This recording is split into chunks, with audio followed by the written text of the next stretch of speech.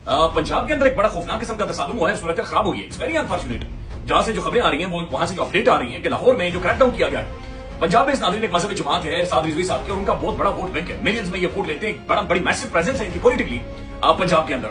उन्होंने नाज़रीन फलस्तीन के हक में एक एहतजाज की कॉल दे रखी है, जो कि फैजाबाद से लेकर अमेरिकन एम्बेसी तक ये निकाल के दिन जुमे वाले दिन वो जाएंगे। लेकिन एक दिन पहले ही क्रैकडाउन, उनका जो मरकज है, उनकी जो अहम तरीन यानी जो मसाजिद के अंदर ये लोग मौजूद हैं, इनकी प्रेजेंस मौजूद थी, उन मसाजिद पर धावा बोला गया है। बाकायदा से मसाजिद में से इन्हें घसीट कर निकाला गया, शेलिंग की गई है, शेल्स मसाजिद के अंदर जाकर मारे गए।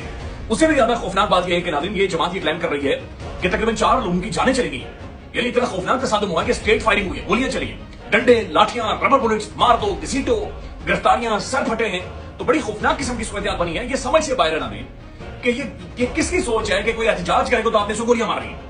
फिर फलस्तीन के मामले के ऊपर जो मगरबी ममालिक हैं, जो यूरोप है, जिन्हें हम कहते हैं कि जहन्नमी हैं, ये दोज़ख के अंदर जाएंगे, इनके अंदर इंसानियत नहीं है, हम लोग पारसाई हैं, हम लोग जन्नती हैं, और जन्नत का हमने यानी ठेका लिया हुआ है कि हम लोग सब हर बंदा उठकर जन्नत में जाएगा। यानी हमें बाकी चीजें छोड़ दें कि हम कितने बड़े नौसरबाज हैं, मुनाफिक हैं, किस कदर हमारी बदबूदार शख्सियत है, वो छोड़ दें। लेकिन हम जन्नत के टिकट हमने माथे के ऊपर चिपकाए, और वो मगरब इंसान दोस्त ममालिक नाज़रीन, वहां के जो लोग मिलियंस में बाहर निकले, रिकॉर्ड कायम हुए फलस्तीन के हक में, जो लोग वहां पर बाहर निकले, कोई क्रैकडाउन नहीं हुआ, पीसफुल प्रोटेस्ट था, गोलियां नहीं मारी गई, लाठियां नहीं मारी गई, डंडे से सर नहीं फाड़े गए, बंदे उनके गिरफ्तार नहीं हुए, बल्कि उन्होंने डेमोन्स्ट्रेशन की, प्रोटेस्ट किया, आवाज उठाई, क्राइसिस ग्लोबल क्रिएट किया, रोला डाला उन्होंने, और उसके बाद वो वापस डिस्पर्स हो गई। लेकिन पाकिस्तान के अंदर नाज़रीन पहले सेनेटर मुश्ताक को घसीटा जाता था, उनकी बेगम को, फिर उन्होंने धरना दिया, उस धरने के ऊपर गाड़ी चला दी गई, और अब ये मजहबी जमात साद रिजवी साहब की, इनके ऊपर खौफनाक किस्म का क्रैकडाउन। नाज़रीन ये जमात इनके ऊपर जाहिर है बहुत सारे लोगों के शिप मौजूद हैं कि ये खामोश रहे। जब जुल्म की काली रात थी, ये नहीं बोले और ये खामोश रहे। वो पास्टर न्यूमोलर ने क्या कहा था?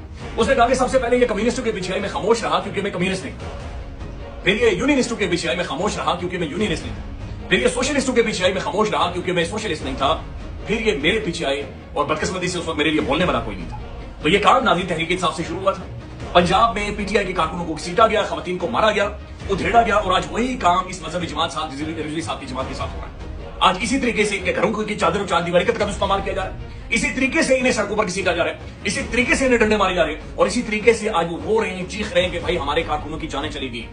यही काम नाज़रीन तहरीक इंसाफ चीखती रही, चिल्लाती रही कि भाई हमें मारा जा रहा है, हमें क्रश किया जा रहा है, हमें उधेड़ा जा रहा है, हमारी धज्जियां उड़ा दी गई हैं, हमारे बच्चे जहनी मरीज हो चुके हैं। लेकिन न्यूमोलर ने कहा था कि जब ये कम्युनिस्टों के पीछे मैं खामोश रहा क्योंकि मैं कम्युनिस्ट नहीं था।